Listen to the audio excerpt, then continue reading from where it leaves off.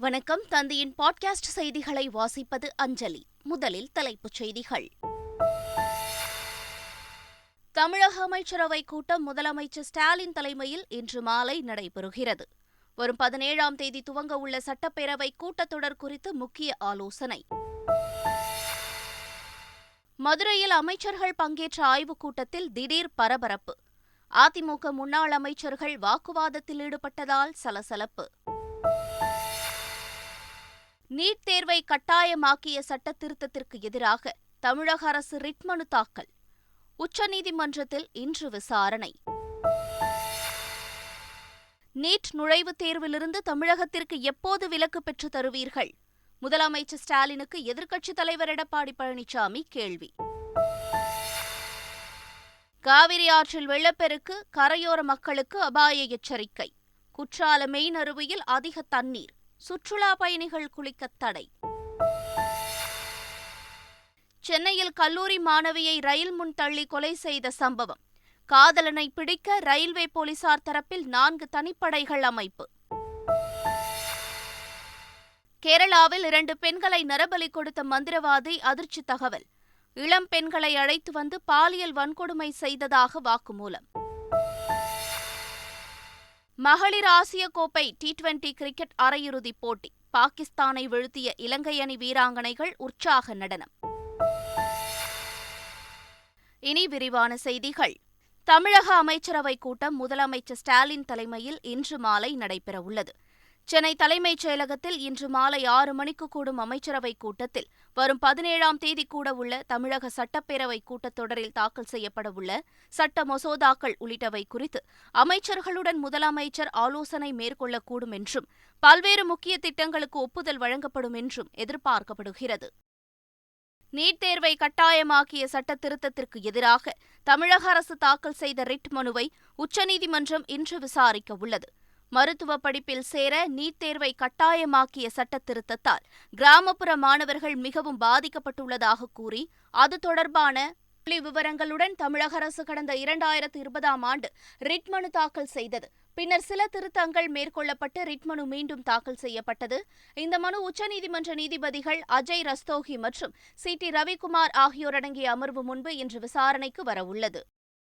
NEET தேர்விலிருந்து தமிழகத்திற்கு எப்போது விலக்கு பெற்று தருவீர்கள் என முதலமைச்சர் ஸ்டாலினுக்கு எதிர்க்கட்சித் தலைவர் எடப்பாடி பழனிசாமி கேள்வி எழுப்பியுள்ளார்.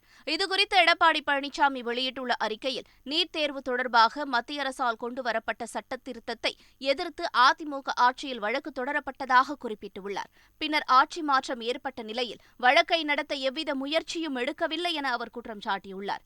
இது தமிழக மாணவர்களின் மேல் அரசின் பொறுப்பற்ற தன்மையை வெளிக்காட்டுவதாக குறிப்பிட்டுள்ள எடப்பாடி பழனிசாமி தகுந்த மூத்த வழக்கறிஞரை நியமித்து வழக்கை வெற்றிகரமாக நடத்தி நீட் நுழைவுத் தேர்வு சட்டத்தை ரத்து செய்வதற்கான நடவடிக்கைகளை மேற்கொள்ள வேண்டுமென வலியுறுத்தியுள்ளார்.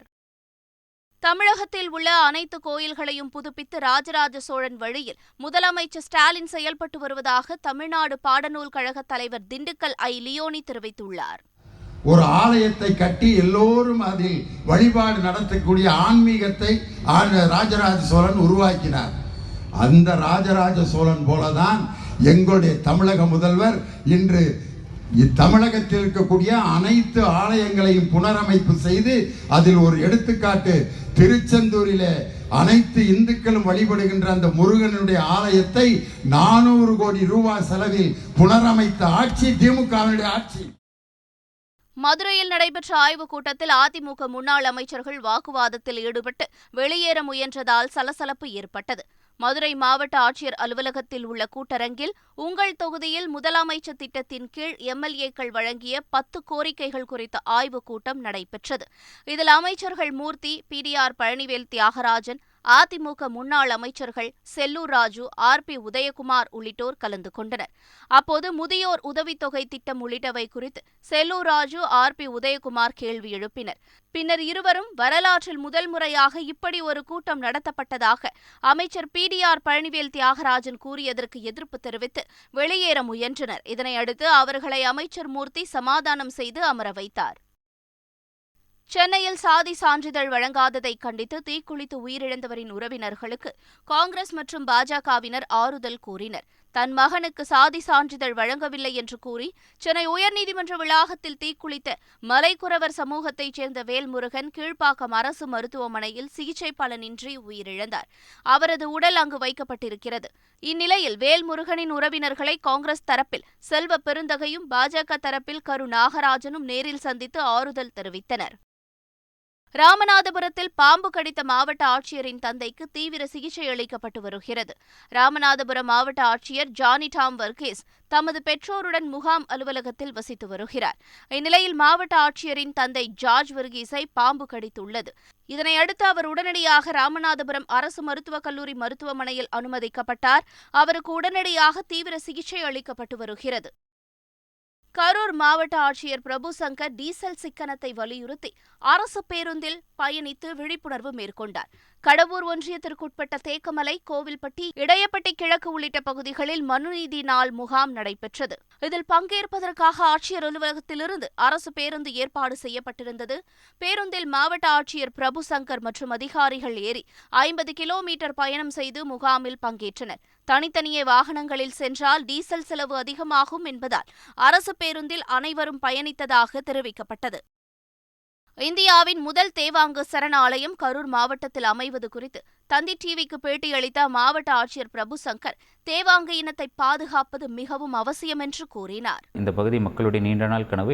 ஏனென்றால் தேவாங்கு என்பது ஒரு அந்த விலங்கினம் ஒரு வித்தியாசமான ஒரு யூனிக் ஸ்பீஷீஸ். அது அதிக அளவில் பூச்சிகளை உண்ணக்கூடியது. விவசாயிகள் பயிர்களை பாதுகாக்கும் வண்ணம் அதனுடைய உணவே அதுதான். ஸோ அது ஒரு இயற்கை சமநிலை, இக்கலாஜிக்கல் பேலன்ஸுக்கு ஒரு முக்கியமான உயிரினம். மேலும் சமீப காலங்களில் பார்த்தீங்கன்னா அதிக அளவில் வேட்டையாடப்படக்கூடிய ஒரு உயிரினமாகவும் இருக்குது பல்வேறு காரணங்களுக்காக. அது ஒரு மாந்திரீகம் சம்பந்தப்பட்ட பல்வேறு விஷயங்களில் அதனுடைய இப்போ வேள்பாரி என்ற ஒரு புத்தகத்தில் கூட அது முக்கிய பங்கு வச்சிருக்கும். ஸோ அது போன்ற நிறைய விஷயங்கள் அந்த விலங்கினம் ஒரு இதுவாக கருதப்படுவதால் அதிகம் வேட்டையாடப்படுது. ஸோ அதை பாதுகாப்பது அவசியம். சேலம் மாவட்டம் எடப்பாடி அருகே வேன் கவிழ்ந்து விபத்திற்குள்ளானதில் பள்ளி மாணவிகள் 23 பேர் காயமடைந்தனர். எடப்பாடி சின்னமுத்தூரில் உள்ள பூந்தளிர் காப்பகத்தில் தங்கியுள்ள மாணவிகளை பள்ளியிலிருந்து அழைத்துக் கொண்டு வந்த வேன் சின்னமுத்தூர் அருகே கனமழை பெய்ததால் நிலை தடுமாறி விவசாய வயலுக்குள் சாய்ந்து விபத்திற்குள்ளானது. இதில் வேன் ஓட்டுநர் ஆனந்தராஜும் 23 மாணவிகளும் காயமடைந்தனர். அனைவரும் எடப்பாடி அரசு மருத்துவமனையில் அனுமதிக்கப்பட்டு சிகிச்சை பெற்றனர். முதியோர் மற்றும் மாற்றுத்திறனாளிகளுக்கு உதவும் நவீன தொழில்நுட்ப உபகரணங்கள் கண்காட்சி சென்னை ஐஐடி வளாகத்தில் நடைபெற்று வருகிறது. ஐஐடி மாணவர்களால் கண்டுபிடிக்கப்பட்ட இந்த புதிய தொழில்நுட்ப உபகரணங்களை சந்தைப்படுத்துதல் தொடர்பான கருத்தரங்கும் தொடங்கியது. எம்பவர் 2022 என்ற தலைப்பில் நடைபெறும் இந்த கருத்தரங்கம் மற்றும் கண்காட்சி 3 நாட்கள் தொடர்ந்து நடைபெறுகிறது. சென்னை மாநகராட்சிக்கு உட்பட்ட பகுதிகளில் தடை செய்யப்பட்ட 1667 கிலோ பிளாஸ்டிக் பொருட்கள் பறிமுதல் செய்யப்பட்டு 13,38,000 ரூபாய் அபராதம் விதிக்கப்பட்டுள்ளது. இது தொடர்பாக மாநகராட்சி வெளியிட்டுள்ள செய்திக்குறிப்பில், வணிக நிறுவனங்கள், கடைகள் தடை செய்யப்பட்ட பிளாஸ்டிக் பொருட்களை தவிர்த்து மாநகராட்சிக்கு முழு ஒத்துழைப்பு அளிக்க வேண்டுமென கேட்டுக் கொள்ளப்பட்டுள்ளது. எல்கேஜி, யுகேஜி வகுப்புகளுக்கான தற்காலிக ஆசிரியர்களை இன்றைக்குள் நியமனம் செய்ய தமிழக பள்ளிக்கல்வித்துறை உத்தரவிட்டுள்ளது. 2381 அங்கன்வாடி மையங்களில் செயல்படவுள்ள எல்கேஜி மற்றும் யுகேஜி வகுப்புகளுக்கு காலை 9:30 மணி முதல் பிற்பகல் 12:30 மணி வரை 3 மணி நேரம் மட்டுமே வகுப்புகள் நடத்தப்பட உள்ளன. இந்நிலையில் பள்ளிக்கல்வித்துறை வெளியிட்டுள்ள அறிக்கையில், எல்கேஜி மற்றும் யுகேஜி வகுப்புகளுக்கு நியமிக்கப்படும் தற்காலிக ஆசிரியர்களுக்கு நிர்ணயிக்கப்பட்ட 5,000 ஊதியத்தில் மாற்றமில்லை என தெரிவிக்கப்பட்டுள்ளது. திருச்சி மாவட்டம் துறையூர் அருகே காட்டாற்று வெள்ளத்தில் அடித்துச் செல்லப்பட்ட காரிலிருந்து மின்வாரிய ஊழியர் அதிர்ஷ்டவசமாக உயிர் தப்பினார். மாராடியிலிருந்து கட்டப்பள்ளி செல்லும் வழியில் தரைப்பாலத்தை மூழ்கடித்து காட்டாற்று வெள்ளம் பாய்ந்தோடியது. அப்போது அந்த வழியாக காரில் சென்ற மின்வாரிய ஊழியர் ஜான் பாலத்தை கடக்க முயன்றார். ஆனால் காட்டாற்று வெள்ளத்தில் கார் அடித்துச் செல்லப்பட்டதால் கதவை திறந்து உடனடியாக வெளியேறி உயிர் தப்பினார். பின்னர் ஜேசிபி எந்திரம் மூலம் வெள்ளத்தில் அடித்துச் செல்லப்பட்ட கார் மீட்கப்பட்டது. ஈரோடு மாவட்டம் நெருஞ்சிப்பேட்டை காவிரி கரையோர பகுதி மக்களுக்கு வெள்ள அபாய எச்சரிக்கை விடுக்கப்பட்டுள்ளது. தொடர் மழை காரணமாக மேட்டூர் அணை நிரம்பி வினாடிக்கு 45,000 கன அடி நீர் திறந்துவிடப்பட்டுள்ள நிலையில் ஈரோடு மாவட்டத்தில் காவிரி கரையோர பகுதிகளான படுகுத்துறை, சின்னப்பள்ளம், நெருஞ்சிப்பேட்டை, ஈஸ்வரன் கோவில் உள்ளிட்ட இடங்களில் தாழ்வான பகுதிகளில் வசிப்பவர்கள் மேடான பகுதிக்கு செல்லுமாறு மாவட்ட நிர்வாகம் அறிவுறுத்தியுள்ளது. குற்றாலம் மெயின் அருவியில் வெள்ளப்பெருக்கு ஏற்பட்டுள்ளதால் சுற்றுலா பயணிகள் மற்றும் பொதுமக்கள் குளிக்க தடை விதிக்கப்பட்டுள்ளது. தென்காசி மாவட்டம் குற்றாலத்தில் சீசன் முடிந்த பிறகும் அருவிகளில் தண்ணீர் விழுந்த நிலையில் மேற்கு தொடர்ச்சி மலைப்பகுதிகளில் பலத்த மழை பெய்தது. இதனால் குற்றாலம் மெயின் அருவியில் திடீரென வெள்ளப்பெருக்கு ஏற்பட்டது. இதனால் சுற்றுலா பயணிகள் மற்றும் பொதுமக்கள் குளிக்க போலீசார் தடை விதித்தனர். அருவியில் குளித்துக் கொண்டிருந்தவர்கள் உடனடியாக வெளியேற்றப்பட்டனர். குற்றாலம் மெயின் அருவியில் தடை விதிக்கப்பட்டதால் ஐந்தருவி மற்றும் பழைய குற்றால அருவியில் சுற்றுலா பயணிகள் குளித்துச் சென்றனர். கோவையில் பாஜக அலுவலகம் மீது பெட்ரோல் குண்டு வீசப்பட்ட விவகாரத்தில் கைது செய்யப்பட்ட 2 பேர் மீது தேசிய பாதுகாப்பு சட்டத்தின் கீழ் நடவடிக்கை எடுக்கப்பட்டுள்ளது. கோவை மாவட்ட பாஜக தலைமை அலுவலகம் மீது கடந்த 22ஆம் தேதி பெட்ரோல் குண்டு வீசியதாக சதாம் ஹுசேன், சிகாபுதீன் ஆகிய 2 பேரை போலீசார் கைது செய்து நீதிமன்ற உத்தரவின்படி கோவை மத்திய சிறையில் அடைத்தனர். இந்நிலையில் இருவர் மீதும் கோவை மாநகர காவல் ஆணையரின் உத்தரவின்படி தேசிய பாதுகாப்பு சட்டத்தின் கீழ் நடவடிக்கை எடுக்கப்பட்டு அதற்கான நகல்கள் சிறையில் உள்ள இருவரிடமும் வழங்கப்பட்டுள்ளது. சென்னையில் காதலை முறித்துக் கொண்ட கல்லூரி மாணவியை ரயில் முன் தள்ளிவிட்டு கொலை செய்த காதலனின் செயல் அதிர்ச்சியை ஏற்படுத்தியுள்ளது. சென்னை ஆதம்பாக்கத்தில் உள்ள காவலர் குடியிருப்பைச் சேர்ந்த கல்லூரி மாணவி சத்யபிரியா சதீஷ் என்பவரை காதலித்து வந்ததாக கூறப்படுகிறது. இதனை சத்யபிரியா வீட்டினர் கண்டித்ததாலும் சதீஷின் நடவடிக்கைகள் பிடிக்காததாலும் காதலை சத்யபிரியா முறித்துக் கொண்டார். இதனால் ஆத்திரமடைந்த சதீஷ் பரங்கிமலை ரயில் நிலையத்திற்கு வந்த சத்யபிரியாவிடம் தகராறில் ஈடுபட்டு அப்பெண்ணை ரயில் முன்பாக தள்ளிவிட்டார். இதில் தலை துண்டாகி சம்பவ இடத்திலேயே சத்யபிரியா உயிரிழந்தார். தப்பியோடிய சதீஷை பிடிக்க போலீசார் 4 தனிப்படைகள் அமைத்து தீவிரமாக தேடி வருகின்றனர். சென்னையில் சூரிய மின்சக்தி மூலம் மெட்ரோ ரயில்களை இயக்க திட்டமிடப்பட்டுள்ளது. சென்னையில் தற்போது உள்ள 40 மெட்ரோ ரயில் நிலையங்களுக்கு தேவையான மின்சார வாரியத்திடமிருந்து வாங்கப்படுகிறது. இந்நிலையில் மெட்ரோ ரயில் நிலையங்கள், பணிமனைகள், அலுவலக இடங்கள் உள்ளிட்ட இடங்களில் சூரிய மின்தகடுகள் அமைத்து 6 மெகாவாட் அளவுக்கு மின்சாரம் உற்பத்தி செய்ய மெட்ரோ ரயில் நிறுவனம் திட்டமிட்டுள்ளது. திருச்சி ஸ்ரீரங்கம் அரங்கநாத சுவாமி கோயிலில் ஊஞ்சல் உற்சவம் தொடங்கியது. 9 நாட்கள் நடைபெறும் ஊஞ்சல் உற்சவத்தையொட்டி நம்பெருமாள் தங்கப்பல்லக்கில் உபய நாச்சியார்களுடன் புறப்பட்டு ஊஞ்சல் மண்டபம் எதிரில் உள்ள 4 கால் மண்டபத்தில் ஊஞ்சலில் எழுந்தருளினார். இதில் ஏராளமான பக்தர்கள் கலந்து கொண்டு சுவாமி தரிசனம் செய்தனர். ஊஞ்சல் உற்சவத்தின் 9ஆம் நாள் தீர்த்தவாரி நிகழ்ச்சி நடைபெறவுள்ளது. கேரளாவில் பெண்களை நரபலி கொடுத்த மந்திரவாதி 2 இளம் பெண்களை பாலியல் பலாத்காரம் செய்திருப்பது விசாரணையில் தெரியவந்துள்ளது.